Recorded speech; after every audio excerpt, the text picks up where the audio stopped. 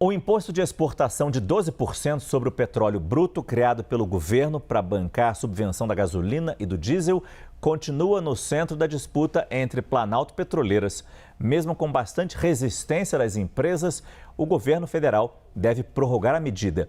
A reportagem é de Danilo Moliterno. Governo de um lado, petroleiras de outro.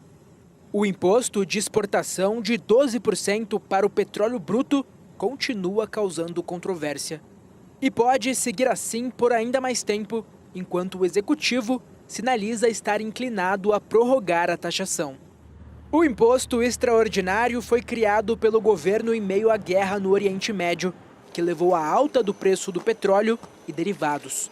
É nesse contexto que o presidente Lula resolveu subvencionar o diesel e a gasolina. Na prática, isso significa usar o dinheiro do governo para reduzir os preços dos combustíveis. Para compensar esse subsídio, o governo entendeu que só a arrecadação com royalties não seria suficiente. O resultado foi esse novo imposto para as petroleiras. A ideia é que as empresas lucram mais com o petróleo em alta, portanto, podem contribuir mais. Após a medida provisória que criou o imposto expirar, o governo renovou a taxação por meio de uma resolução da CAMEX, a Câmara de Comércio Exterior, que vale até o início de setembro. E auxiliares de Lula já indicam nos bastidores que o tributo pode ser prorrogado após este prazo. O argumento é de que a guerra no Oriente Médio segue sem sinal de trégua e o petróleo segue alto. Segundo fontes do governo, enquanto a palavra da vez for volatilidade e o barril do Brent estiver acima de $80, seria difícil abrir mão do imposto. Não era justo que as petroleiras, que têm um imposto definido, lucrassem com a guerra. Porque quando o Brent sobe, as exportações de óleo cru vai ter mais lucro. É uma medida feita em consequência de uma guerra. E a duração depende do preço do Brent. Pode chegar, e aí eu quero aproveitar a sua preocupação, pode chegar num ponto que a gente tenha que mudar a estratégia, que é essa que as petroleiras querem, e talvez mudar o modelo de exportação, não cobrando da exportação do óleo, mas achando um outro caminho para poder manter esse subsídio da gasolina e do óleo diesel. As petroleiras responderam com preocupação. Elas alegam prejuízos mensais bilionários com o imposto e dano à competitividade. Esses não são os únicos problemas que a criação do imposto causa. O setor avalia que a medida carece de respaldo legal e tem caráter arrecadatório. Por isso, não poderia ter sido tratada por resolução da CAMEX. O resultado para o Brasil seria insegurança jurídica. Isso no momento em que a exploração de novas reservas no Brasil disputa investimentos com países da margem equatorial, como Guiana e Suriname, Angola e Namíbia, e até com a própria Venezuela, que se reabriu ao capital estrangeiro após a queda do ditador Nicolás Maduro.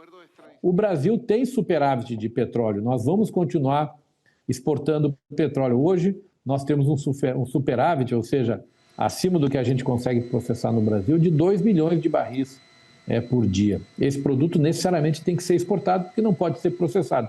Não há capacidade de refino interna do Brasil. Então, ele acaba virando uma onerosidade para o investidor, né, com relação a isso, e deixando de levar em consideração que esse imposto deveria ser um imposto regulatório para regular o mercado e não de natureza arrecadatória. Essa é a nossa preocupação nesse momento com esse imposto de exportação. E com o petróleo em alta, isso deve render ao governo mais de 50 bilhões de reais este ano. Mas parte desse ganho já tem destino certo e o déficit segue elevado. A analista e editora de economia, Lucinda Pinto, vai trazer esse panorama para a gente aqui no estúdio agora. Oi, Lucinda, boa noite. Boa noite, Márcio. Boa noite a todos.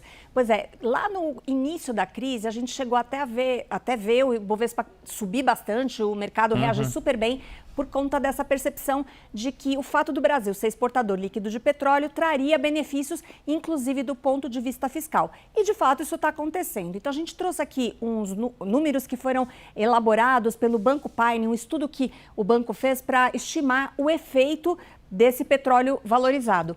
Então, do ponto de vista de arrecadação, o banco está prevendo 53,2 bilhões de reais adicionais este ano. E o banco está considerando o quê? Um petróleo médio de $85 o barril e um aumento de produção de petróleo de 7,7% neste ano. Realmente, o balanço da Petrobras, que a gente conheceu na semana passada, confirmou esse aumento bem forte de produção.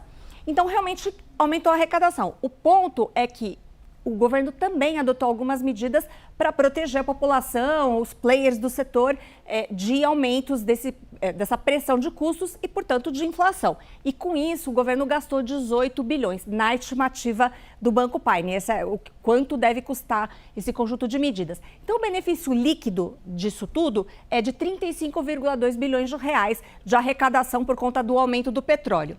Agora, com tudo isso, Márcio, no primeiro semestre, o governo fechou com um déficit, o governo central, de 92,2 bilhões de reais. Foi-se o lucro. Foi-se o lucro. E aí, o que a gente tem que entender? Que, veja só, o petróleo, ele está ali, em média, em $85, mas o que os analistas dizem é que quando o conflito cessar, a gente não sabe quanto vai cessar esse conflito entre Estados Unidos e Irã, mas quando isso acontecer, tudo leva a crer que o petróleo vai cair novamente, porque tem muita oferta de petróleo no mundo e porque o consumo tende a diminuir ao longo do tempo com o desaquecimento da economia global.